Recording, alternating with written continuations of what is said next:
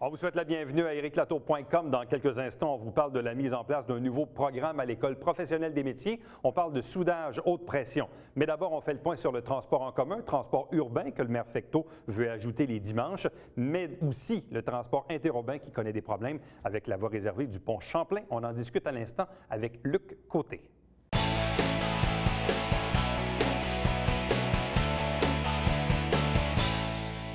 Vous savez que le transport en commun, le transport collectif, l'avenir de la 96, la voie réservée du pont Champlain, le pont Champlain qui tombe en ruine, le transport ici même à l'intérieur de la ville, bref, tous les enjeux liés au transport sont souvent des enjeux hyper importants, surtout qu'on est au lendemain d'une campagne électorale et aussi au lendemain d'un bris qui s'est produit du côté du pont Champlain, ce qui a quand même beaucoup d'impact pour les usagers. Et vous savez aussi que depuis 6-7 mois, on a un nouveau responsable de la question du transport à l'Hôtel de Ville de Saint-Jean-sur-Richelieu, M. Luc Côté. Bonsoir et bienvenue. Bonsoir. Donc, vous avez pris la relève de Jean-Pierre Messier, qui a pris sa retraite. Tout à fait, oui. C'était une grande pointure, mais j'essaie de combler les besoins au niveau du transport pour la ville. Là. Bon, parlez-nous de vous, tout d'abord. Quelles sont, dans le fond, les expériences liées au transport? Donc, qu'est-ce qui nous vaut votre venue ici à Saint-Jean? Oui. Bien, alors, c'est ça. J'étais auparavant à l'Agence métropolitaine de transport. J'étais responsable, dans le fond, du corridor du pont Champlain. Et, vous connaissez bien la question. Je connais très bien la question du pont Champlain. Donc, j'étais du côté de l'exploitation du service de la voie réservée. Auparavant, j'ai toujours été, dans le fond, passionné des transports. Et l'arrivée ici à Saint-Jean, c'est comme un défi pour moi là, de me réaliser en termes de gestion et puis aussi d'amélioration des services à la population. Bon. Parlons tout d'abord du pont Champlain parce que dans l'actualité, on le sait, ça fait des années qu'on en parle et il n'y a rien de moins temporaire que le corridor du pont Champlain qui existe depuis des décennies. Et là, parfois, il y a des journées où on ne voit pas la fin vraiment de ça. On sait qu'il y a un projet de remplacement du pont, le pont qui dépérit plus vite qu'on pense. Là, il y a les problèmes avec la poutre. C'est quoi les impacts de la voie réservée du pont Champlain pour un corridor comme le nôtre avec l'utilisation de la 96?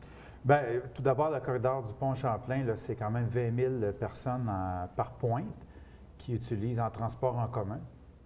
Donc, c'est un corridor extrêmement stratégique pour la région, pas uniquement pour Saint-Jean, mais pour l'ensemble de la Rive-Sud. Donc, ça permet aux gens d'aller travailler au centre-ville ou d'aller dans les centres universitaires de façon relativement efficace. Maintenant, là, on va un peu de catastrophe ou de scénario catastrophe en scénario catastrophe avec le pont Champlain. Par contre, moi, ma priorité, c'est d'assurer la même qualité de service pour les usagers. Donc, c'est-à-dire que depuis qu'on sait là, que ça ne va pas très bien, c'est que tous les départs sont quand même assurés. Bon, à la blague, on se dit, on ne sait pas quand est-ce qu'ils vont arriver, mais au moins les départs sont assurés. Alors, ce qui fait que des fois, quand il y a un autobus qui a 1 ou 2 départs à faire dans sa période de pointe, si elle est en retard pour son départ suivant, il y a un nouvel autobus qui arrive du garage en renfort, oui. Et puis, ce qu'on appelle dans le jargon un doubleur.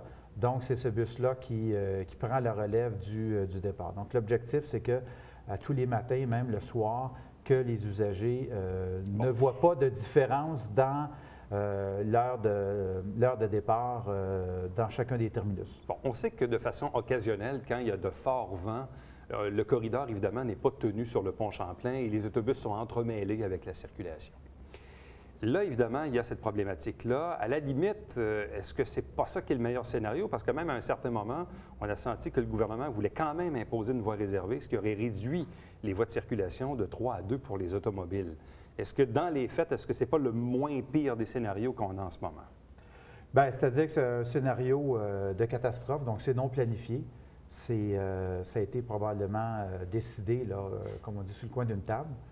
Et on doit vivre avec ça. Maintenant, au niveau moi, je pense que lundi, on s'attendait, à la blague, il y en a qui disaient qu'il va y avoir de la congestion jusqu'à Granby, là. Mais je pense qu'on n'a pas vu ce scénario catastrophe-là arriver. Cependant, les automobilistes ont été pénalisés parce que le temps d'attente était beaucoup plus long que d'habitude. Bien, ce matin, c'était encore drôle parce que moi, je fais ce trajet-là tous les jours en auto. Mais parce qu'évidemment, pour moi, je suis dans l'est de la ville, c'est un peu compliqué. Mais bref, ce matin, on est passé de 3 à 2 voies. Pourtant, le retard commençait à Milan. C'était plus long pour accéder au pont, mais la file d'attente n'était pas si longue. Et les autobus, dans le fond, pouvaient se rendre jusqu'au milieu du pont avant de transiter dans le trafic, là. Parce qu'il y a des travaux de l'autre côté, là. Oui. Donc, là, il y a le changement de la poutre qui est prévu probablement en fin de semaine. Grosso modo, les autobus, dans le fond, ça occasionne quoi comme retard en ce moment, les travaux du côté du pont Champlain? Bien, on peut parler de retard là, en termes d'autobus. Probablement des retards de 3, 4, 5, 10 minutes là, ouais, par départ. Est-ce que vous Ils sont devez... des fois peut-être capables de le retrouver ou de le récupérer en fonction de la circulation, parce qu'on se donne toujours une petite marge de manœuvre dans la planification des horaires. Bon. Donc, on peut penser que c'est à peu près ça, 4-5 minutes là, par départ en moyenne. Il y en a que c'est plus long, il y en a que c'est peut-être pile sur Est-ce que l'horaire. vous utilisez davantage de doublures ces temps-ci? Oui, tout à fait. Oui. Depuis vendredi passé, là, il y a 3 autobus par période de pointe qui ont été mis en attente pour justement assurer tous les départs à l'heure prévue. Bon, une des questions qui a été posée aux différents intervenants la semaine dernière, c'est quel est le pire des scénarios? Le scénario où on dit là, on n'a pas le choix, on doit fermer le pont, malheureusement jusqu'à l'ouverture du prochain, puis souhaitons que ça se fasse en bas de 8 ans, peut-être 4 ou 5 si on est chanceux, si on est très chanceux. Ça serait quoi l'impact de ça? Qu'est-ce qu'on ferait? On passerait par le pont Mercier, par le pont Jacques-Cartier, par le pont Victoria? Il n'y aurait plus d'autobus? Je veux dire, ça serait quoi le scénario catastrophe? Bien, le scénario catastrophe, là, c'est-à-dire une fermeture du pont pour une durée indéterminée dans les deux directions. Donc, à ce moment-là, les pouvoirs publics vont être en mesure de préparer des scénarios sur une plus longue période. Et je pense que le scénario le plus approprié pour le transport collectif, ça va être un rabattement au terminus Longueuil. Donc, ça c'est déjà fait.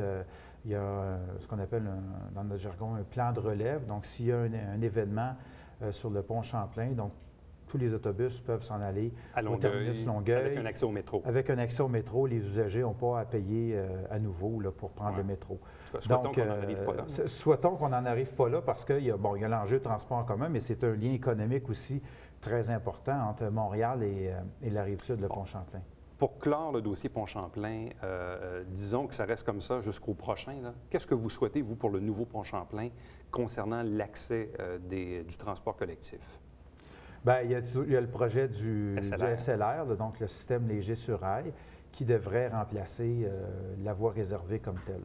Maintenant, si cette solution-là n'arrive pas en même temps que le pont, c'est clair qu'il faudra qu'il y ait des accès privilégiés et pour arriver au pont, donc de chaque côté, soit en sortant là, du centre-ville de Montréal vers l'île des Sœurs, ou sur la Rive-Sud et sur le pont aussi. Il faudra que l'accès demeure privilégié et que ce soit un lien efficace. Vous avez dit tantôt, donc 20 000 personnes par jour qui par heure de pointe, là, qui passent sur le pont Champlain.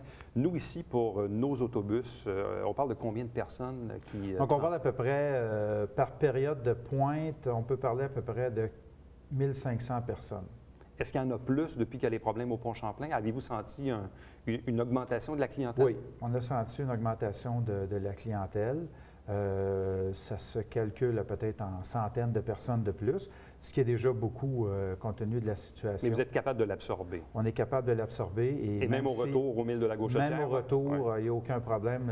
On ne veut pas laisser personne sur le quai. Bon. Autre dossier, puis on l'a entendu durant la campagne électorale, et le nouveau maire Fecteau en a lui-même parlé, c'est le transport urbain, donc le transport à l'intérieur de la ville. On le sait qu'actuellement, le transport n'est pas offert le dimanche, c'est bien ça? Tout à fait, oui. Donc, comment, à partir du moment où le nouveau conseil vous dit, puis là, il y a un budget qui va être voté, on vous dit, bon, ben go, on a besoin d'avoir des autobus le dimanche. Ça veut dire quoi pour vous dans la vie de tous les jours, en termes d'organisation? Bien, en termes d'organisation, c'est de voir justement... pas nécessairement juste le dimanche, parce que ça serait extrêmement facile de faire un copier-coller de l'horaire du samedi. Mais l'horaire du samedi, à l'heure actuelle, n'est pas efficace, ne répond pas aux besoins de la clientèle. Donc, il y a des temps d'attente très longs, les correspondances, c'est très difficile. Donc, l'idée, c'est de rebâtir un réseau derrière ça pour offrir un service le dimanche qui soit adéquat et qui réponde aux besoins des Jouanais. Si on a l'argent, est-ce qu'on peut le faire rapidement? Oui.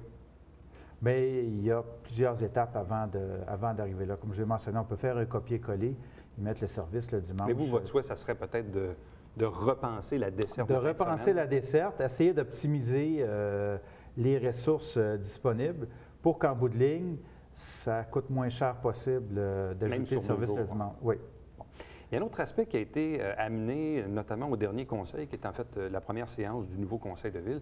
L'ex-maire Smérica, qui est lui-même un utilisateur du transport, parce que M. Smérica n'a toujours pas de permis de conduire, il n'y en a jamais eu, puis il n'y en aura pas, ça m'étonnerait.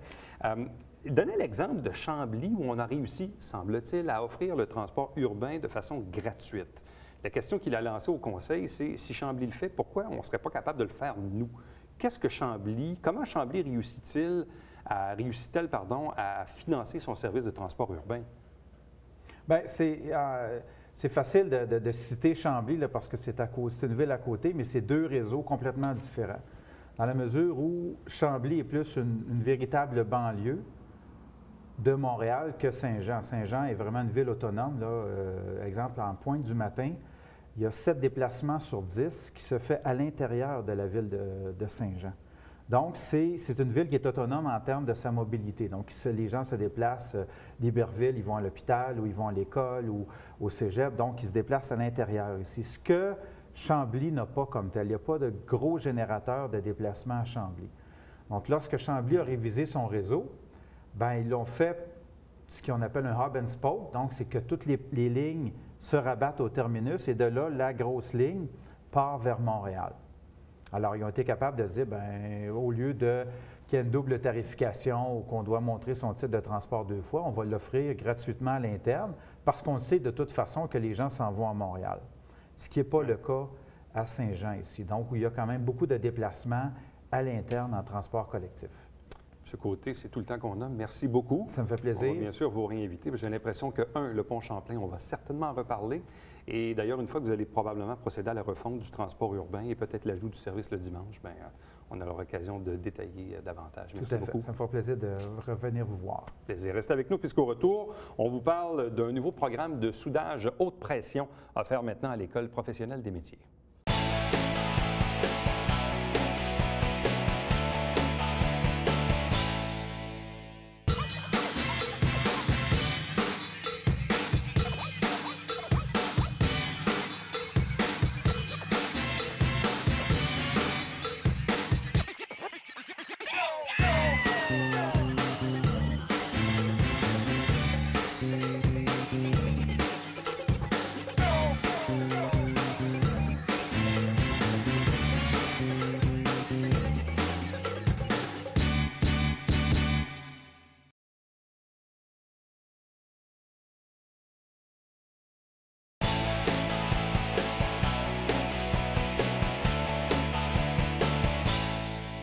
On a procédé il y a quelques jours à peine à l'annonce d'un nouveau programme offert à l'École professionnelle des métiers intitulé Soudage haute pression.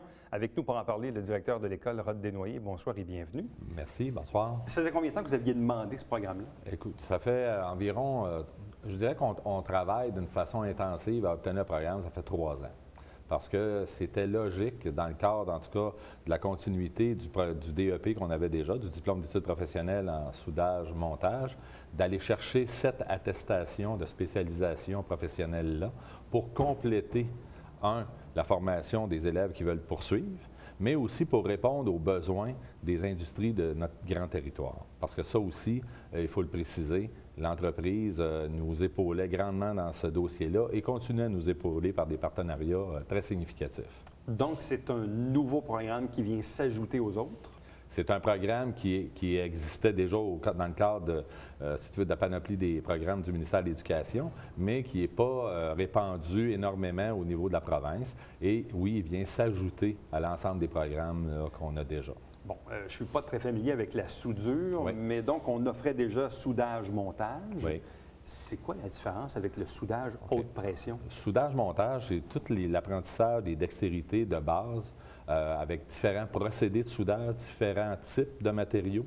Le soudage haute pression, on le dit, c'est un complément. Et d'ailleurs, le DEP la réussite du diplôme d'études professionnelles est préalable, est obligatoire pour pouvoir aller faire l'ASP en soudage haute pression. Donc, ça prend le DEP avant. Exact. Et c'est un cours qui dure 600 heures.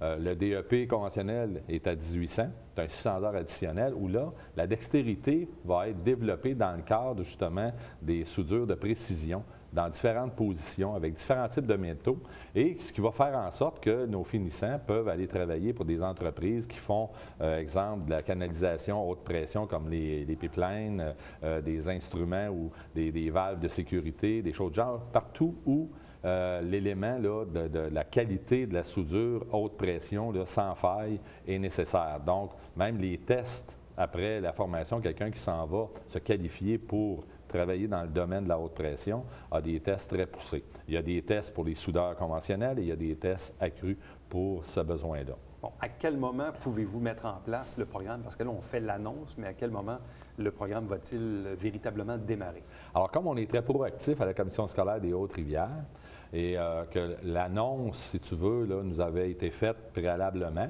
la conférence de presse n'avait pas eu lieu, on a débuté notre formation en septembre dernier avec un groupe de 15 élèves. Le 15 élèves a été volontaire parce que c'était l'implantation du programme dans nos locaux et on voulait s'assurer que tout était pour être mis en place pour répondre aux attentes, bien sûr, des élèves, à livrer la marchandise en termes de contenu de formation et de pouvoir le plus rapidement possible répondre à nos entreprises. Donc, est-ce que le printemps, pas le printemps, mais l'automne prochain, est-ce que vous allez avoir encore une quinzaine de places ou si vous êtes en mesure d'augmenter le nombre de places? Normalement, on devrait, l'objectif, c'est d'aller à 22 places. Pour la prochaine saison? Pour la prochaine saison. Bon. Quand on a comme ça un nouveau programme qui nous est accordé par le ministère de l'Éducation, est-ce qu'automatiquement, il y a de nouveaux subsides qui viennent avec ça? C'est-à-dire qu'il y a une nouvelle enveloppe qui arrive de Québec parce que c'est un nouveau programme? Dans le cadre de ce programme-là, compte tenu qu'on avait déjà beaucoup d'équipements en place parce qu'on donnait le DEP en soudage-montage et qu'on souhaitait effectivement aller chercher cette option-là, on n'a demandé aucun financement de la part du MEL, sauf le financement récurrent qui nous est donné là, pour l'allocation des enseignants, la matière première. Là où on a eu un apport considérable, c'est plusieurs entreprises qui nous ont appuyés durant la démarche et qui nous ont aussi fourni du matériel et qui fournissent encore du matériel, de l'équipement, des plans et devis, des procédures d'assemblage, jusqu'à même des sous pour certaines acquisitions d'équipements particuliers. Et ça, on l'a souligné hier de façon tangible. On a une série d'entreprises qui étaient présentes. Vous les avez nommées dans votre communiqué. J'en profite. Là, il y a Tremcar, qu'on connaît bien, Vélan, Industrie Valtech, Metelec, STAF Inoxydable, Remtech, Fabspec Incorporé et Air Liquide. Exact. Donc, c'est des gens qui, depuis déjà plusieurs années, sont des partenaires dans notre centre de formation avec le département de soudage. Et quand on a parlé, on a commencé à débuter les discussions pour aller chercher ce programme-là, nous ont appuyés là, de façon concrète là, dès le départ. Bon, en même temps, est-ce que ce n'est pas un peu à leur avantage parce qu'au final, on va leur fournir des employés, des futurs employés qui vont être formés pour leurs propres entreprises? Effectivement, et je pense que dans ce processus-là, ce qu'on est venu aussi appuyer, parce que souvent, puis pas souvent, régulièrement, le ministère nous recommande de créer des partenariats, des ententes avec les entreprises. Et nous, on a travaillé fort de ce côté-là. On le fait d'ailleurs dans d'autres secteurs d'activité. C'est un élément qu'on développe de plus en plus parce qu'effectivement, on veut connaître le vrai besoin de l'industrie. Et eux veulent avoir des finissants qui répondent à leurs attentes et ils contribuent dans le processus de formation par différentes façons de faire. Bon, de mémoire, évidemment, l'espace occupé à l'EPM est quand même assez bien rempli. Le fait d'avoir un nouveau programme, donc vous êtes capable à ce moment-ci de le loger dans vos installations? Alors, comme je le disais hier à la conférence de presse, parce qu'on m'a posé la question, on est en mesure de faire un groupe par année en soudage haute pression, même si on s'attend à ce que les demandes d'inscription dans les années à venir augmentent. Donc, pour l'instant, on est effectivement contingenté par l'espace.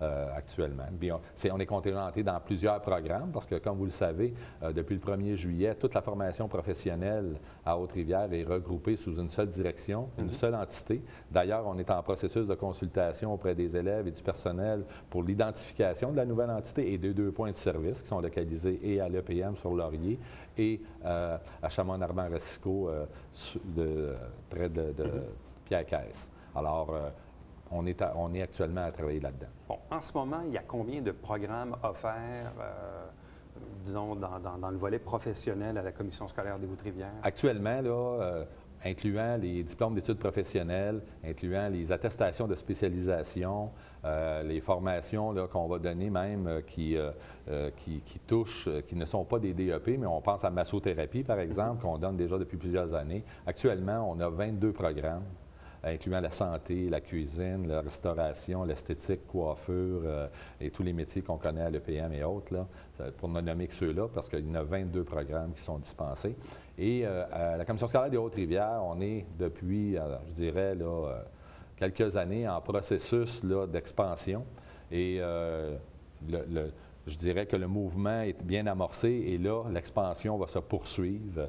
D'ailleurs, hier, dans la conférence de presse, la présidente des commissaires, Mme Bouchard, a annoncé que dès maintenant, on amorce un chantier pour identifier, monter le dossier pour aller chercher les fonds nécessaires auprès du ministère pour une relocalisation ou une nouvelle construction pour asseoir sous un même toit toute la formation professionnelle, incluant les nouvelles options qui pourront nous être ouvertes là, dans le temps à venir. C'est là qu'on voit que ça évolue quand même assez rapidement, parce que je me rappelle, quand on avait rénové le bâtiment sur la rue Laurier, moi j'étais là à l'ouverture officielle, ça fait peut-être 15-20 ans de ça, et pourtant c'était tout beau, tout neuf et tout ça, puis on trouvait que c'était immense.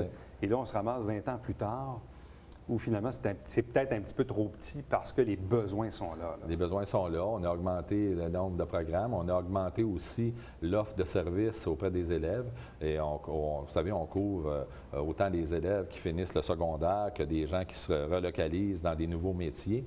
Et je vous l'ai déjà dit dans des entrevues antérieures, la formation professionnelle, c'est une des bases principales de l'économie du Québec. Et on le voit actuellement et on voit, même si on a connu dans certains secteurs des creux, des baisses de demande d'emploi, on est en rehausse, puis les secteurs nous demandent de la main-d'œuvre de plus en plus. Donc, 22 programmes, ce qui totalise à peu près 1000 élèves. On a au-delà de 1038 élèves actuellement.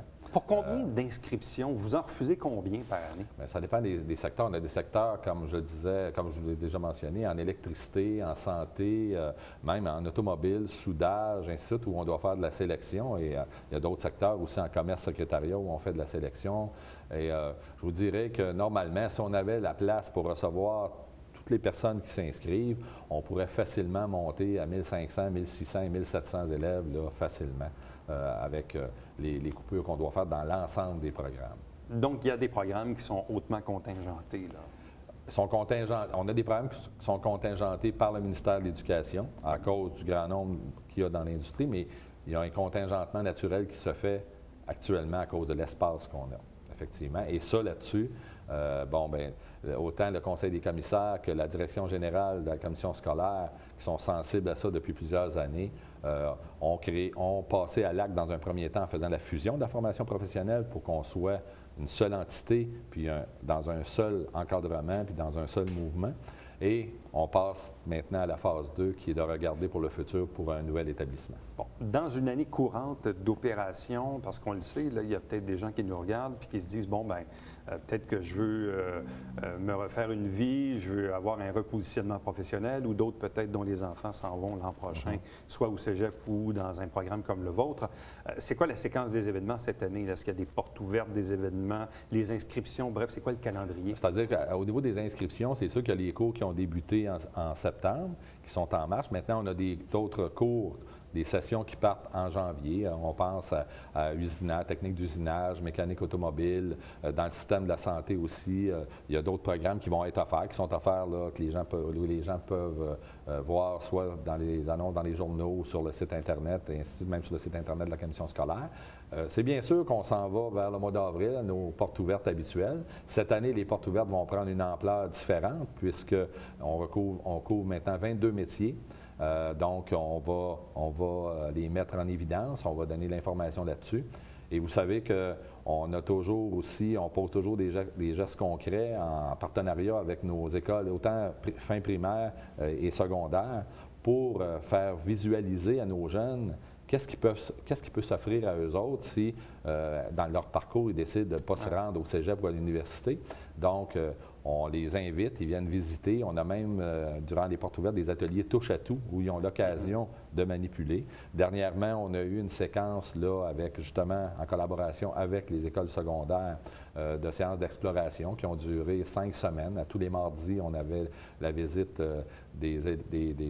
de candidats qui venaient du secondaire pour justement venir pratiquer dans des métiers où ils avaient décidé d'aller explorer qu'est-ce qu'il en était. On a aussi la possibilité pour qui que ce soit de venir faire ce qu'on appelle étudiants d'un jour. Donc, ils peuvent venir essayer différents métiers. Donc, ils viennent une journée, ils vont voir, on les explique c'est quoi le métier. Ils sont en atelier avec les élèves, les enseignants, ils voient ce qui se passe, puis ils peuvent aller essayer autre chose. M. Desnoyers, merci beaucoup. Ça me fait plaisir. Merci à vous. Au plaisir. Restez avec nous au retour, le Bavière quotidien.